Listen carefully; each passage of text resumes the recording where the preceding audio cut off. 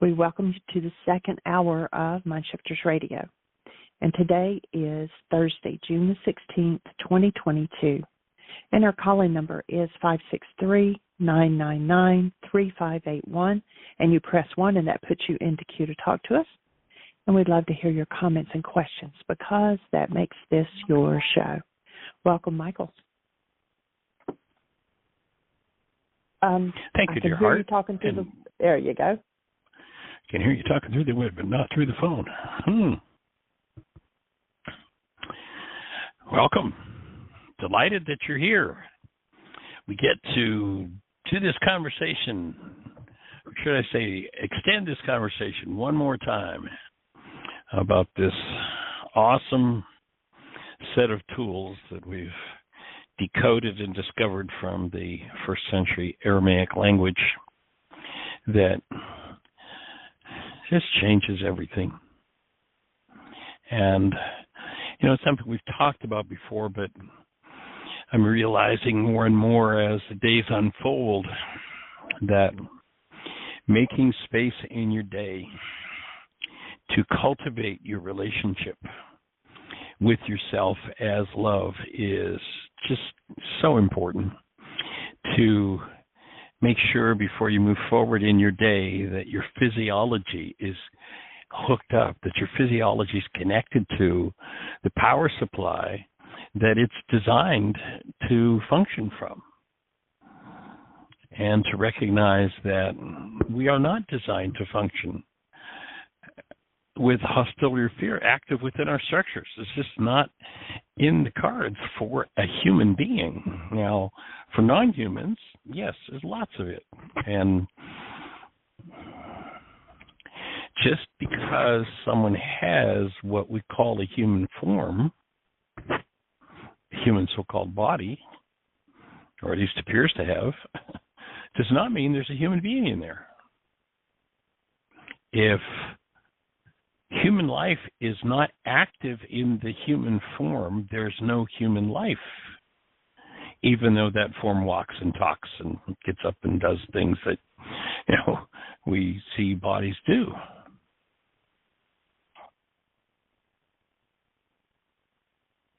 And the way you verify, or at least for me, it's reached a standard that's acceptable to me. And of course, everybody's got their own standards. So some people might say that I'm crazy, but the standard to me of how you determine what a human life is just hold a newborn. I have such a clear recollection. My daughter's just turning 40. Scary. And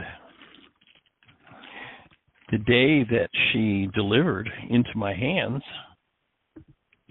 was one of the most profoundly impactful days of my life.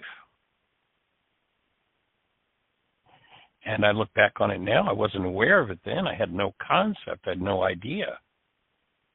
Even though I had delivered my son, I didn't deliver him.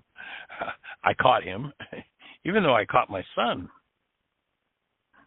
2 years earlier, I did not consciously have an awareness of what had happened when he was born. I look back at it now and I can recognize some of the experience, but it wasn't until my daughter was born that I had the full-blown experience of this is the true presence of active love in form. And it had such a profound impact on me. I mean, it changed my life dramatically. And I mean, not changed my life because there was a child in our family now, but just that moment of her birth and the experience that I now realize it brought to me. I was not cognizant of it at the time. I mean, I knew something serious had happened, but I couldn't have explained it to you. And if you hold that newborn and you tap into the essence of that newborn, you'll notice that the only real descriptor for the newborn is that they are the active presence of love. And they're not loving us, they are love. It's what we are. And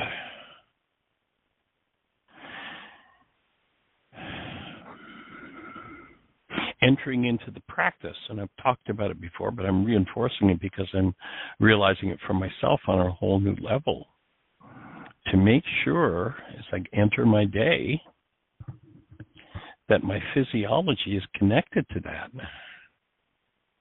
that active presence of love. In a world that gives us what seem to be a million reasons to be angry and afraid and sad and grief-stricken and pained and traumatized.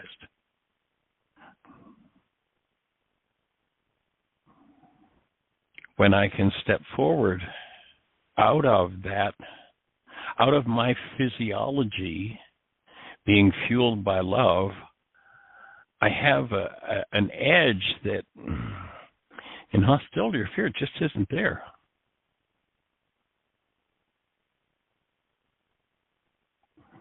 And it's an idea, although I never heard it in church, that sort of ties in with churchianity.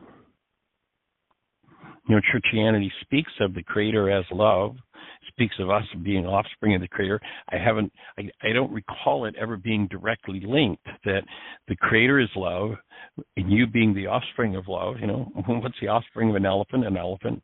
What's the offspring of a cat? A cat. What's the offspring of a dog? A dog. What's the offspring of love? Love. I never remember that being directly offered, but they did tell us something about worshiping the Creator, you know, that whole conversation. I'm realizing it, what it comes down to, and that word worship to me has come to mean emulate. What is it that we emulate?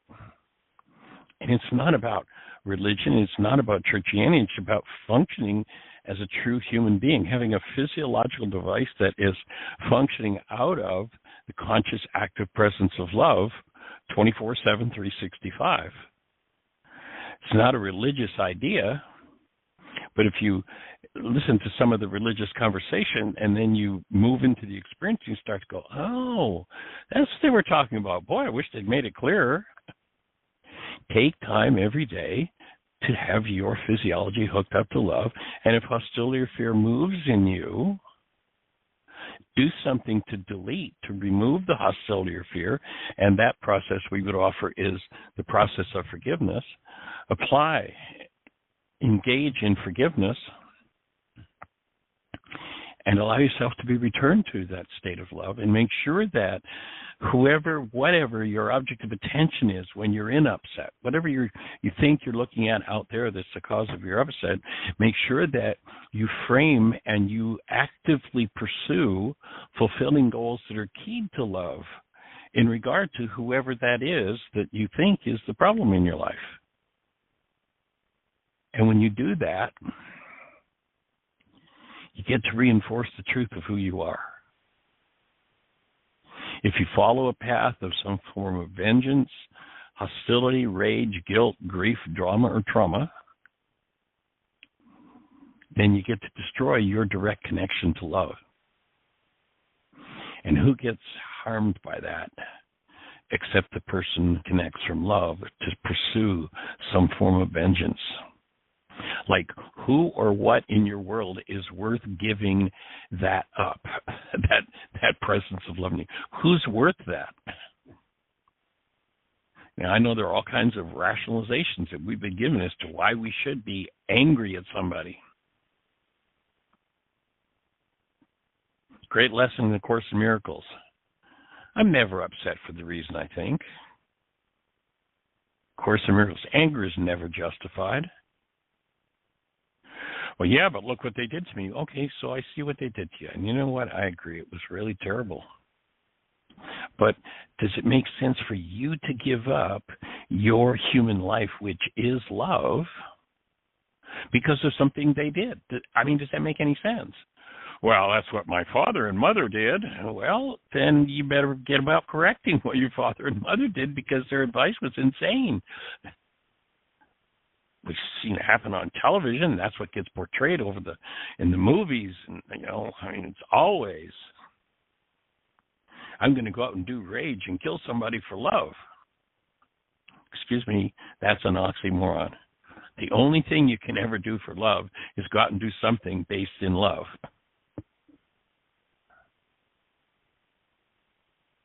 It's time for us to just wake up as who we are. If you haven't engaged in the forgiveness processes yet,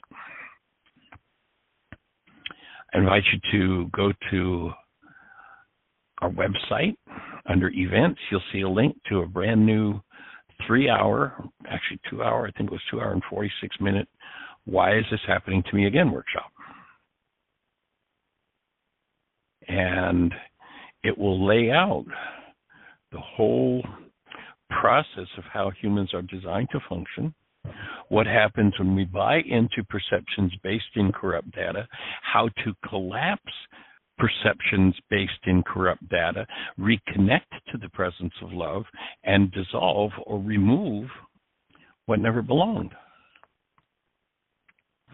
And one of the things that I actually just looked up a couple of points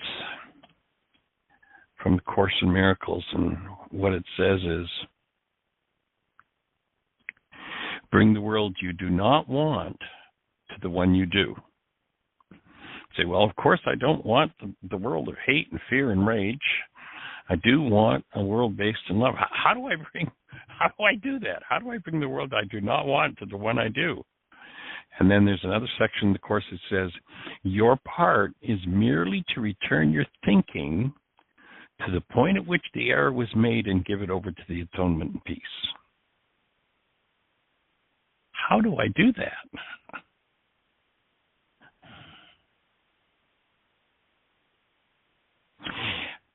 I'd offer that it is the first century technology of Aramaic forgiveness that empowers you to do that.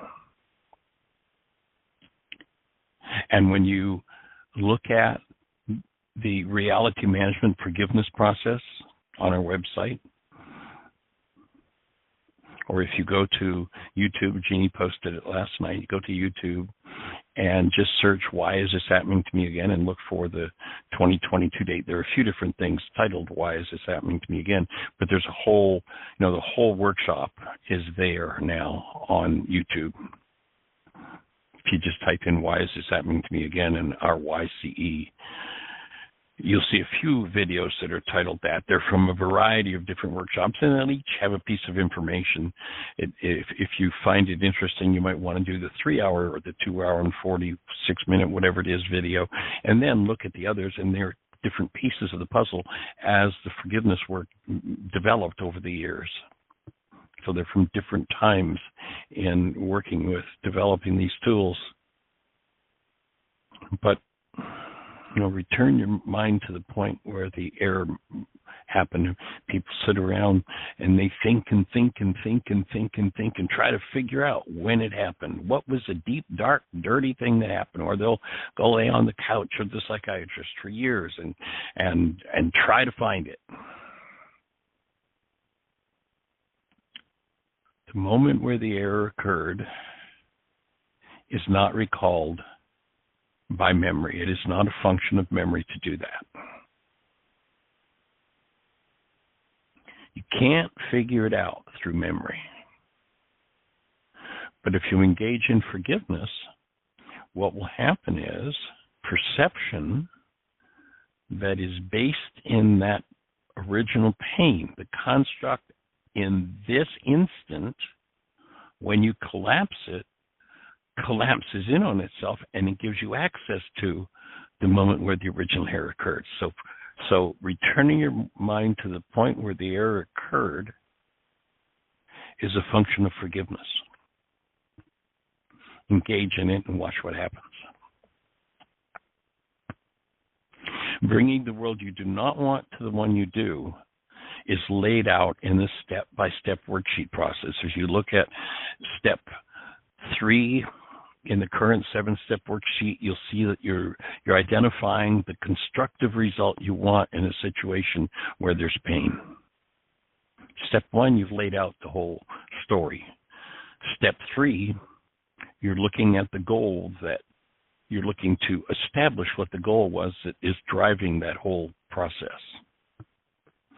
Step 4, you step into having cultivated your relationship with yourself as love, and now we're talking about two selves. And in fact, if you go back to Yeshua, he tells us there's a self that has to die. He says, in order for you to live, you've got to die. You've got to die to that false fear and hostility-based self. And so, if you've been brainwashed in a culture based in fear and hostility, think of self and regularly experience fear and hostility, then you think that's who you are, and you're mistaken. In step 4, you bring forward that presence of active love. And this is what I'm talking about, that step as a daily practice, that it forms the root of your daily practice, that you bring yourself to a state of conscious, active, present love. That's step 4. And then in step 5, you collapse the projected pain comes from what's in the unconscious.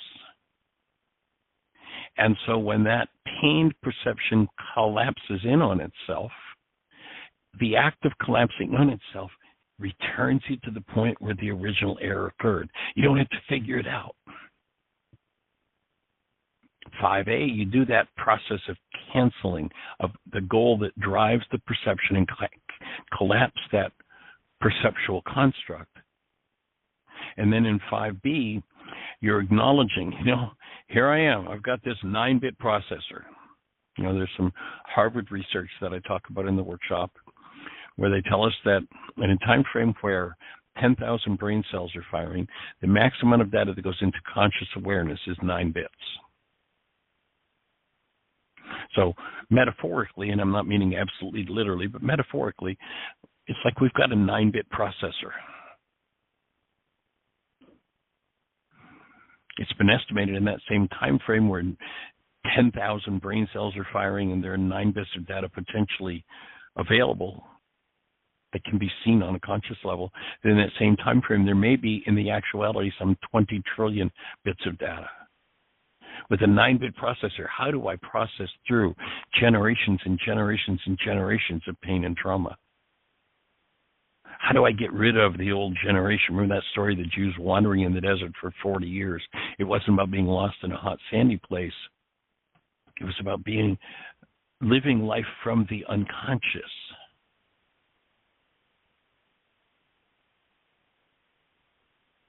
And you remember they said to get out of the desert into the promised land, and that's not churchianity. They're talking about either creating your life unconsciously or creating your life in a conscious co-creative way as love.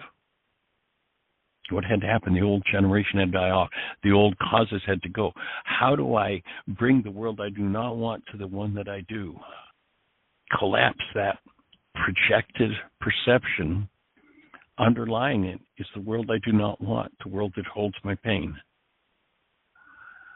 In step 4, I've brought love conscious, active, and present. So now when I cancel the goal and I ask support from Ruka to move that energy, that unconscious energy now becomes accessible and meets active, present love.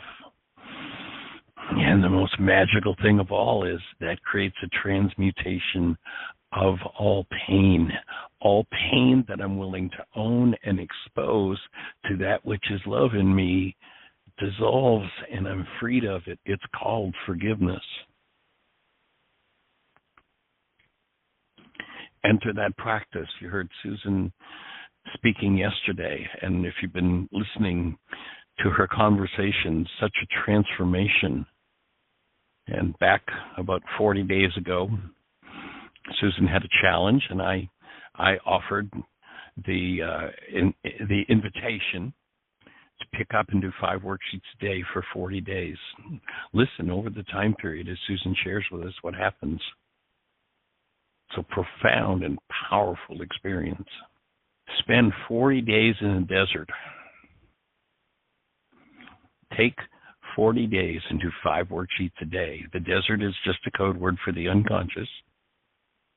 By collapsing projected perception from unconscious brain cells and dropping into that unconscious, you're going into your own desert. Spend 40 days in the desert, and your life will never be the same. You won't be finished with all of your work, but your life will never be the same. And one of the practices I offer, and I offer it because it's not something anybody ever offered to me, or that I ever understood, is take the time daily to develop your relationship. If you are capable of hostility or fear, you're living out of a false self. Discipline your false self to spend time cultivating your relationship with your true self, with active present love, so that you are fueled at every instant by the presence of love.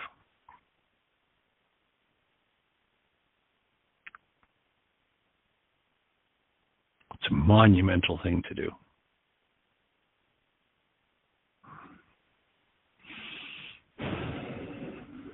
If you go to the activity page or the events page, you might follow up. There are 2 things I would suggest you follow up with. If you do the 3-hour Why Is This Happening to Me Again, then, and that's now on YouTube, then go to the PowerPoint and put the search term in YouTube, PowerPoint, and there's a PowerPoint that explains what you just saw. It explains graphically what happens when you engage in the forgiveness process. Then, and there's a link on the website. I don't know, Jeannie, whether we even talked about it, but could we take that? Oh, yes, that's right. We did talk about it last night, and I need to talk to Yenka about it to make sure that we're okay, that we've got clearance to take. But there is a link, and it goes back to the study group, Hear My Voice in England. But to preserve it together, I'd like to put it on our YouTube channel. When we'll have to get permission, and maybe Yinka's listening and could drop you a note if she is, that we could get the direct copy of that and put it on our YouTube channel. So then the next thing to do would be to go to the 2.5. It was about a 2.5-hour worksheet that we did in the Hear My Voice book club, study club out of London. Listen to that next, and those 3 things together will ground and bring forward another level of experience of what this work is really about. And then I'd suggest that you go to your app store on your phone, type in the words Heartland, Heartland, Aramaic, Aramaic, forgiveness. And when you type that in, you'll be looking at the world's only forgiveness app. Download it. Start doing worksheets, 5 a day. Just put a little reminder on your phone. Ding every hour, every couple hours. Grab a worksheet right there on your phone. Complete it. You don't even need to waste pen and paper. No more offense to the environment. And then, if you have questions, well, right there in the app, you can click a button from any page in the app. Jean's got that set up now, that you can just drop us an email and ask a question. And then we will respond to your email. Jeannie will read the question on the show. We'll answer it. And then we'll send you back an email that says, here's when and where we answered your question, how to get to that answer. Go to the archives, and there it is. So we're doing everything we can to support you in really putting these tools to work in your life. And it is monumental, the shift that it brings. The level of serenity that comes to minds that otherwise are locked into all different forms, all the different qualities of expression of hostility or fear that our culture can brainwash us with. And, I know there's several people listening who have done worksheets on a regular basis for a long time. And maybe there's a particular practice that you've established, a particular thing that you've found really enhances your ability to engage in forgiveness. And if there is, we'd love to hear from you.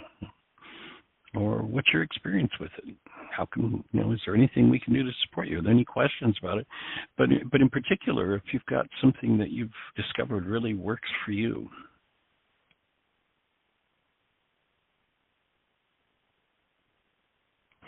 then push 1 and let's have a conversation about it.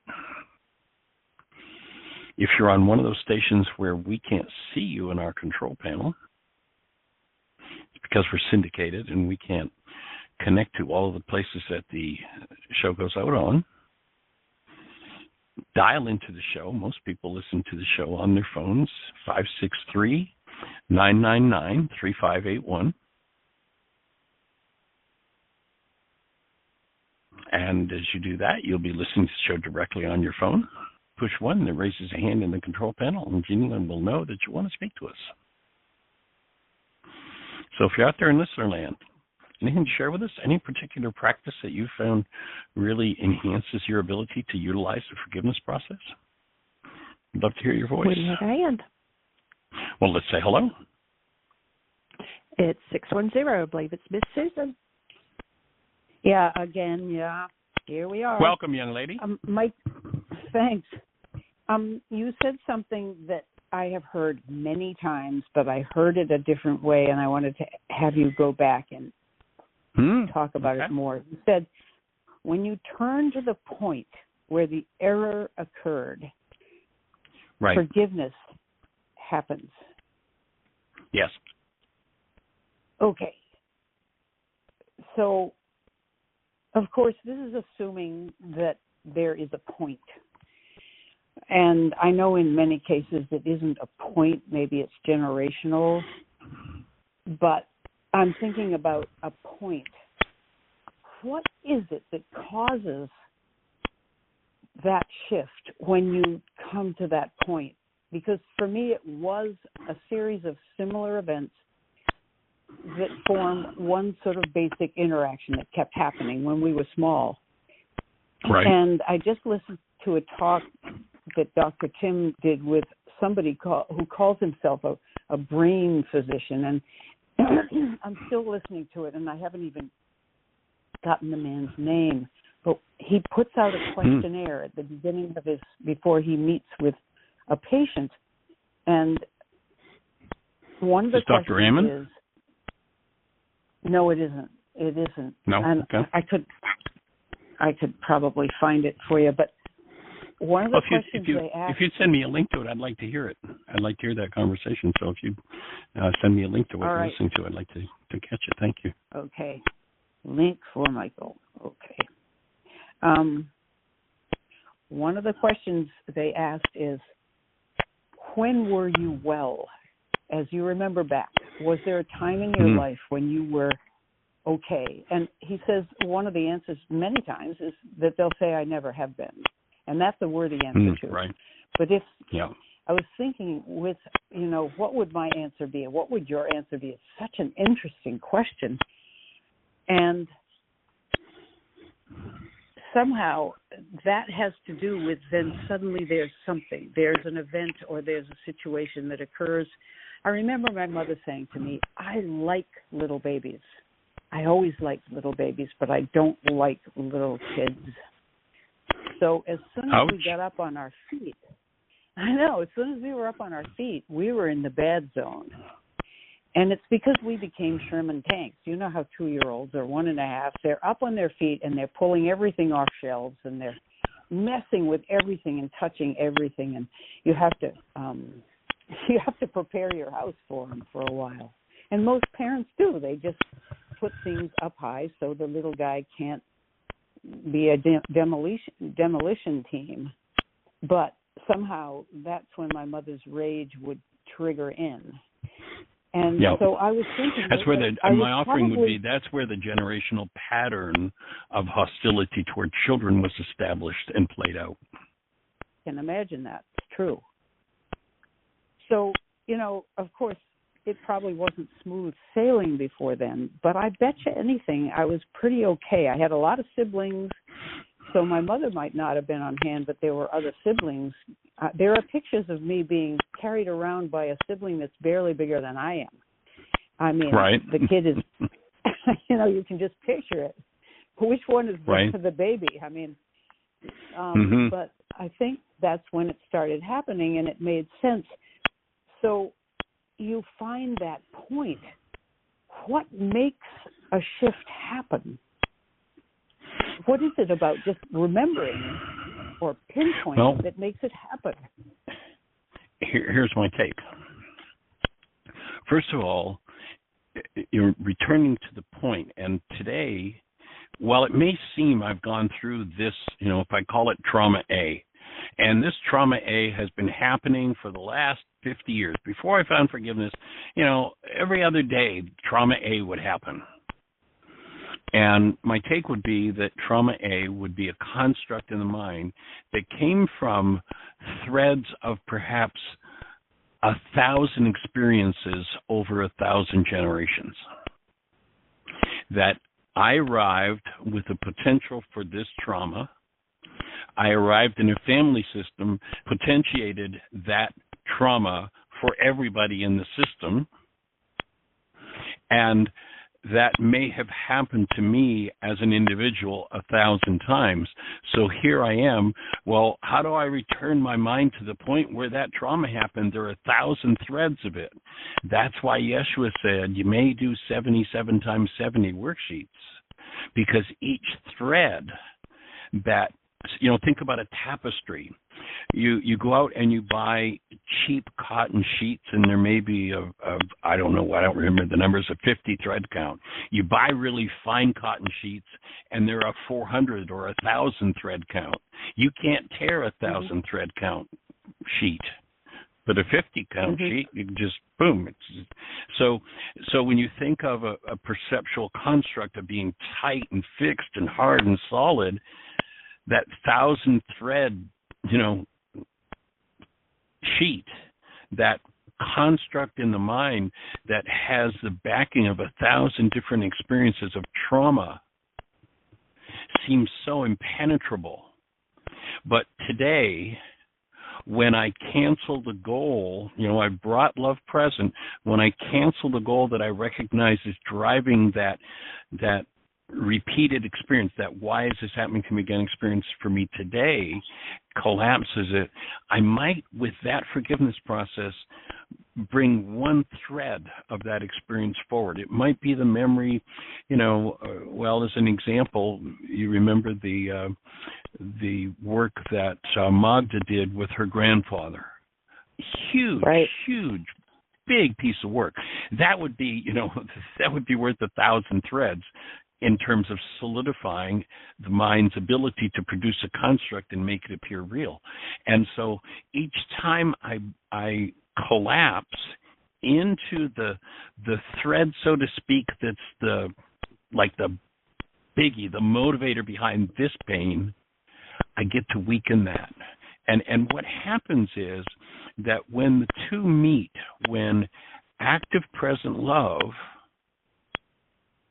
I bring forward the world I do not want, the one of that pained thread, I bring that forward in the presence of love. There is a transmutation that takes place. I can go back, I don't know, maybe 28, 29, 30 years ago, 31, I'm not sure exactly, but I can remember wondering, watching things happen, watching in an intensive, and I mean, there were 50 people in the room, and one person just had this miraculous breakthrough that they sobbed and they cried and they woke up from it and they were like, oh my God, I'm healed. That sort of thing happens. Yeah. There were 49 other people in the room who were standing around watching going, yeah, okay, so what?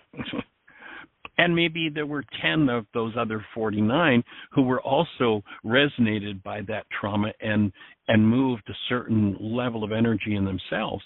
And so I'm asking, and you've heard me say this before, I'm asking the Creator, what is it that causes this healing to occur?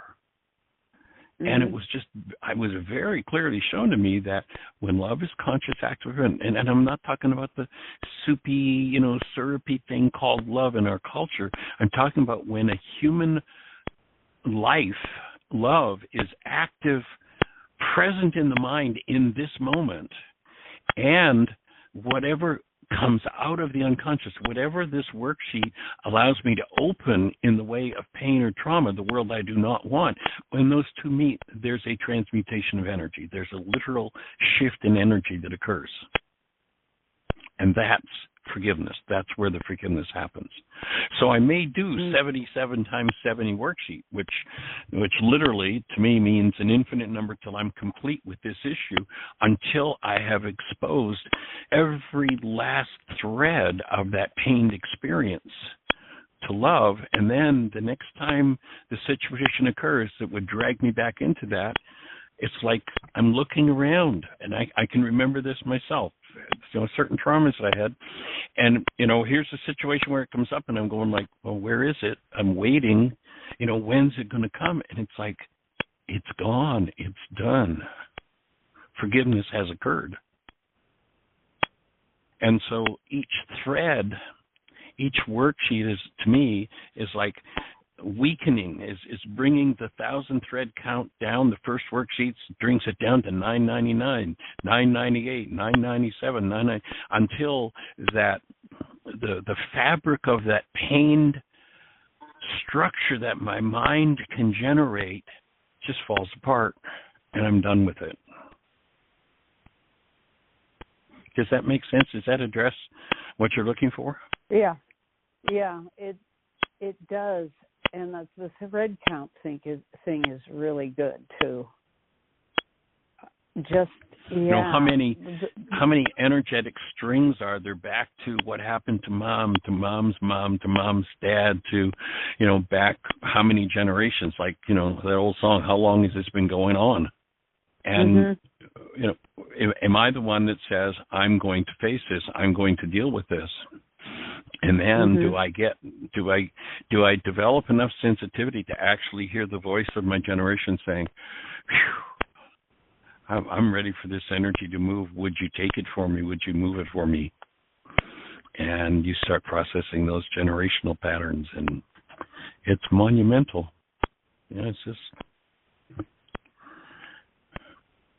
That's a really good thing to hear, partly because I think we've kind of romanticized the kinds of healings that Jesus did, where he grabs the paralyzed man's hand and suddenly it's straightened. And we're kind of looking for that. But you're saying this may take a while, but every piece of it is a small miracle. Every single piece of it is the moving of one thread, and you'll get there. It's encouraging to us. Yeah, okay. That's encouraging because some of us just don't really think that miracle is going to happen to us. But you're saying with a little willingness and with keeping at it, it will happen. Yeah, and the other thing I remind you of is when they wanted to put the miracles on Yeshua, what he generally did was turn and said, no, it was your work, your faith that made you whole. To the woman who had the 12-year issue of blood, to the blind man, he says, no, it was you, wasn't me. It was, in that particular story, the woman with the 12-year issue of blood, they tell us there's a throng around her. I don't know how many people there are in a throng, but she's the only one that got this shift. And when they wanted to put it on Yeshua, Yeshua says, no, it was your work. She was the one who had done enough work. She was kind of at a quantum, the space to me, my take on that when I listen to how that story unfolds. She's in the space for a quantum shift to occur. She knows she can't do it on her own, that she really needs to touch the hem of his garment, and it isn't about touching a piece of cloth. It's about linking into a more powerful presence of love than she's capable of on her own. And she gets that, and she's the only one in the throng that gets that healing and gets and it's so profound. There's an instant physical change, but he doesn't say he did it for her. He says it was her readiness and her willingness that did it. Right. Good to remember. He was the support. Good to remember. Mhm. Hey, Michael, that leads me to another question. I don't know how far you've gotten in The Chosen, but there's a scene in season 2 where Jesus spends all day and deep into the night healing people. And miraculously, what they do is they don't show any of that.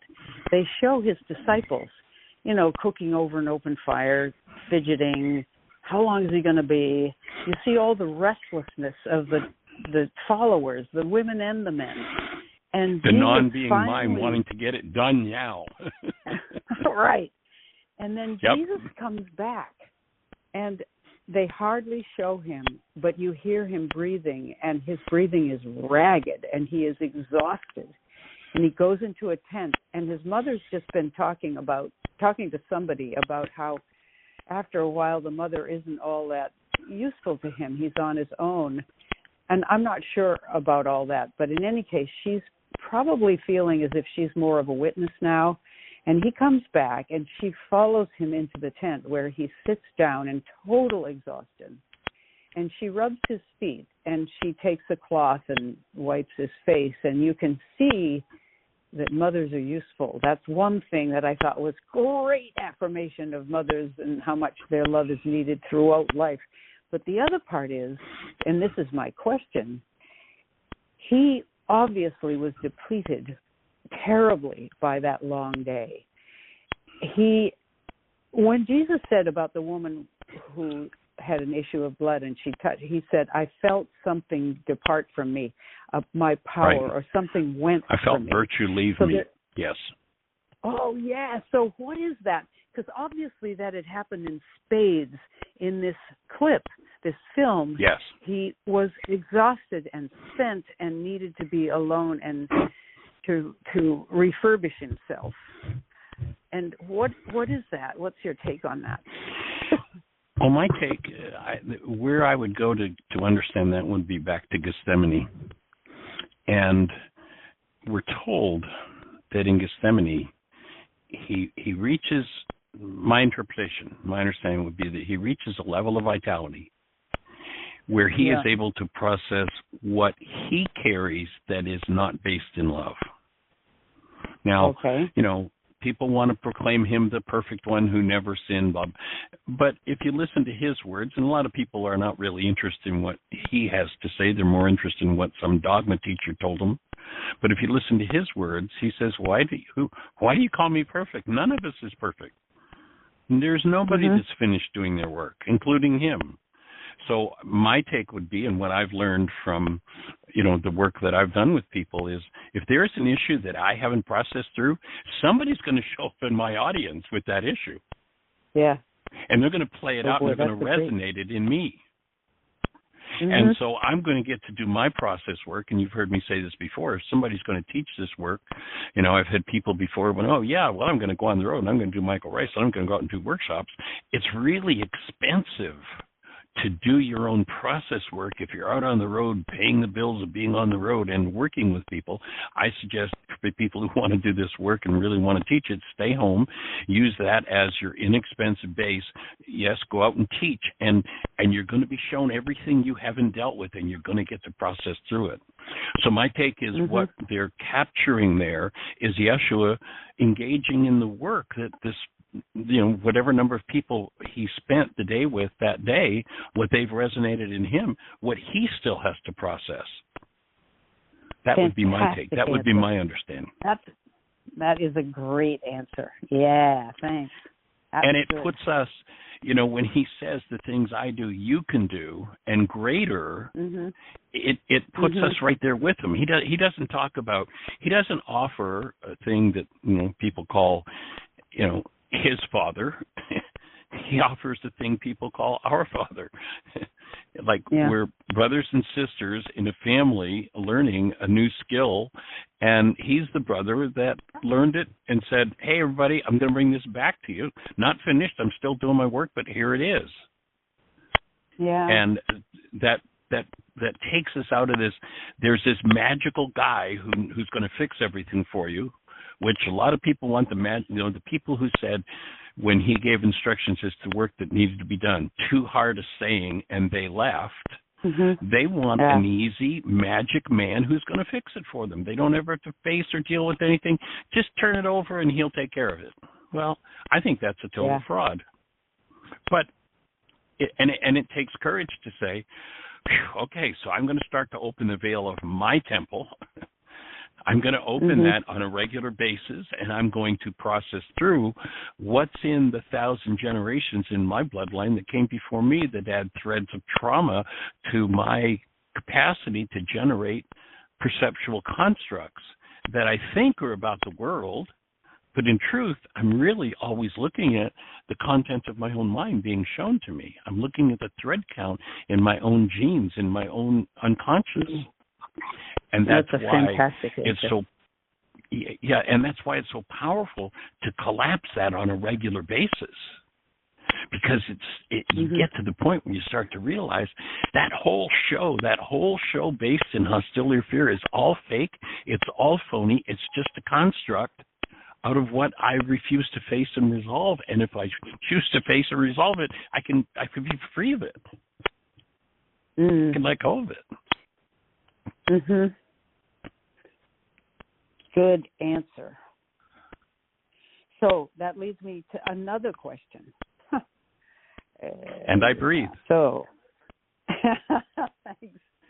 We've been running this Zoom group, and it's expanded a bit. So when we're all there, we're 6 now. Awesome. And I've told them from the beginning, and I'm awfully glad hearing what you just said. I said, I am a facilitator. I'm doing this work. I want to do it here with you. I want to show you the tools. But I'm not an expert. And I know people others want of to us touch the hem of your garment, right? Not really. They really do get it. I've kept that garment well away from them. And so we are actually now sharing the leadership. I've asked for feedback from a couple of them on how they'd like to run the group.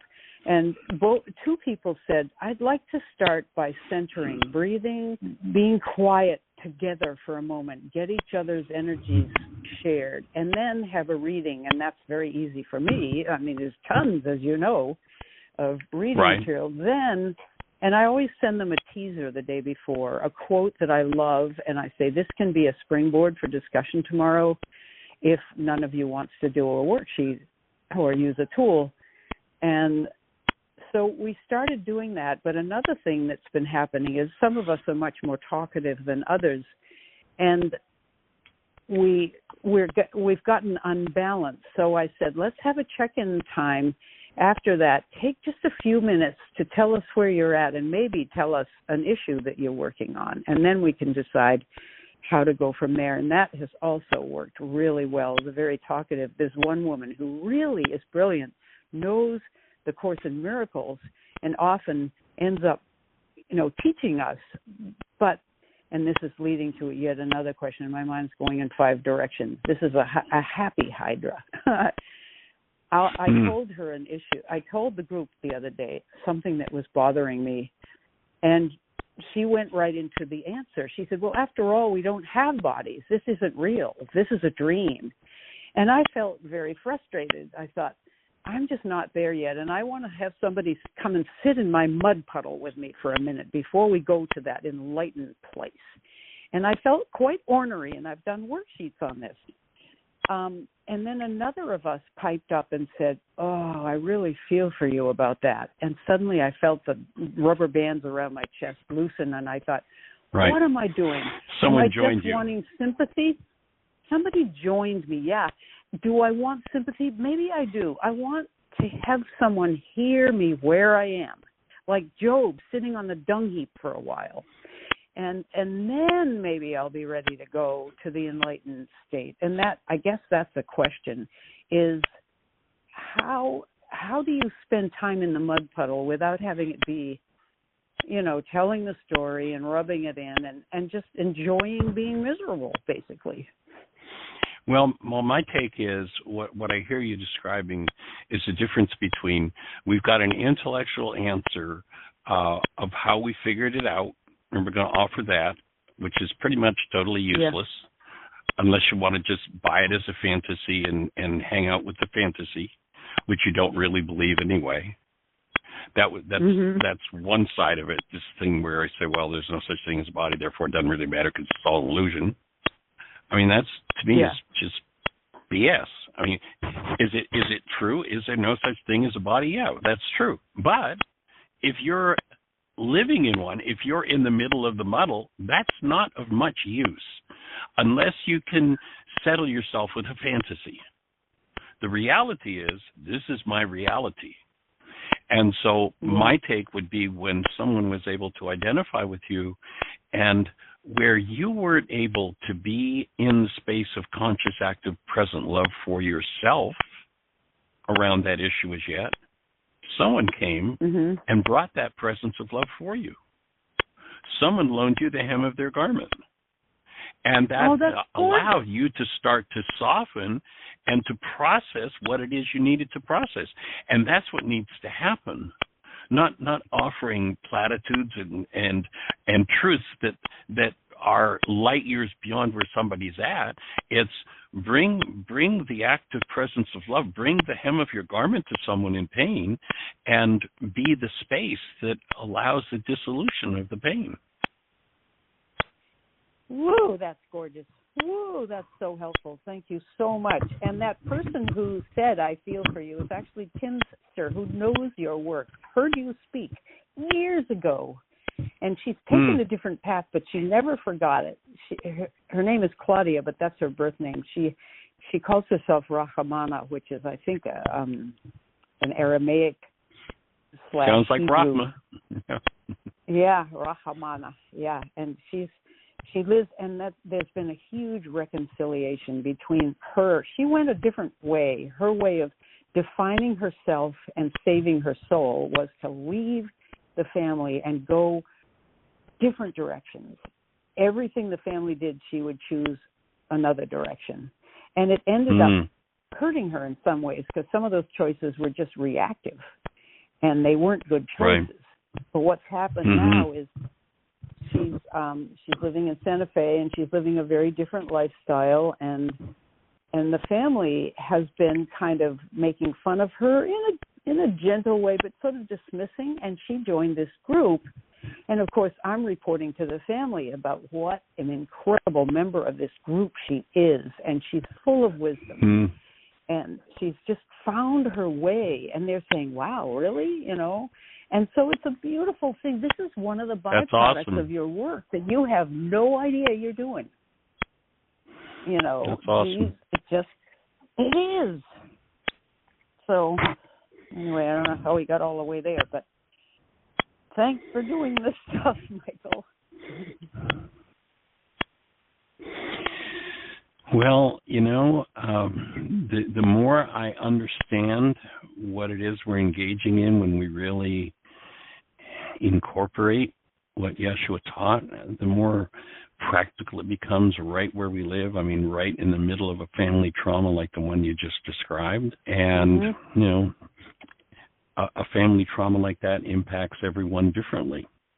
And, you know, to me, the bottom line lesson that I've learned, you know, you've heard me refer to the 2 paragraphs in the course that impacted me more than any in all the years I've worked with the course. And in essence, that, you know, without verbatim going to it, it basically said, you know, words are meaningless, but what if you were asked to take a teaching function? And then you enter into, well, okay, so now I use the words that the world of darkness rules, but I don't use them because I believe them. I use them to prove that they're all based in a lie. And that's where the solution is. That's the difference between, you know, if I give you the platitude, there's no such thing as a body, therefore it doesn't matter. I haven't helped to resolve the underlying part of your mind that needs to be brought to the presence of love. But when I can help you to understand and to let loose of the grip on, oh, but this pain is so real, when I can use words to prove that my mind's construct is fraud, then I open the space for process and healing to happen. And, that's the whole bottom line of it to me. And when you go back with those brain cells and listen to Yeshua, it's just, it all makes sense. It all makes sense. It's funny. It's like you drop a pebble in one end of the world, and the ripples go all over the place, and you have no idea where they're going. Never have that's right. Yeah, absolutely. I know, back in the days when we would travel, I mean, I'd be in some foreign country and somebody go, hey, you're Michael Ryce, aren't you? I say, well, yeah, but, 20 years ago I was in your work, that sort of thing. And it's like, well, that's cool. Where you been for 20 years? It's nice to hear it impacted you. And wow, and then, that's great. Somebody else says, oh, it's wonderful, it's awesome. Or somebody else, even more, to me, more profound is when somebody says, oh, yeah, well, somebody introduced me and told me about this, and I've been using it, and it's changed my life. And it's like, to make it functional and understandable to every person we work with means that whoever they talk to, they're going to impact. Where does that unfold except everywhere around the globe? So that's, to me, the power of it, the sweetness of it, the profundity of it, if there's such a word as profundity, how profound it is. Profundity. Yes. You just add an itty in it. A little itty in there. Yeah, well. And an itty bitty itty. Yeah. Yes. That's good. All right. Well, nice to hear so many smiles on your face. Yeah. Can I give you a quick happy report on Jacob?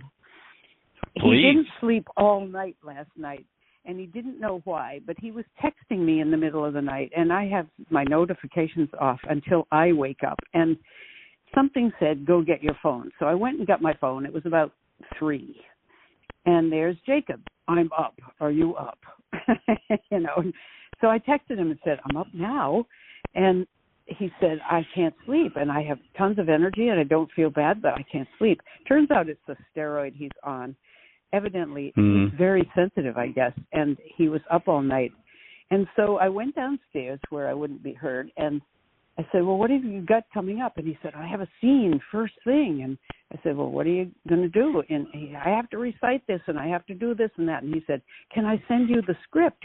And you can be the other guy. And so at 3 a.m, he's saying his lines for memory, and I'm saying the lines of the other characters. And then he busts out into a song, and his voice is much better.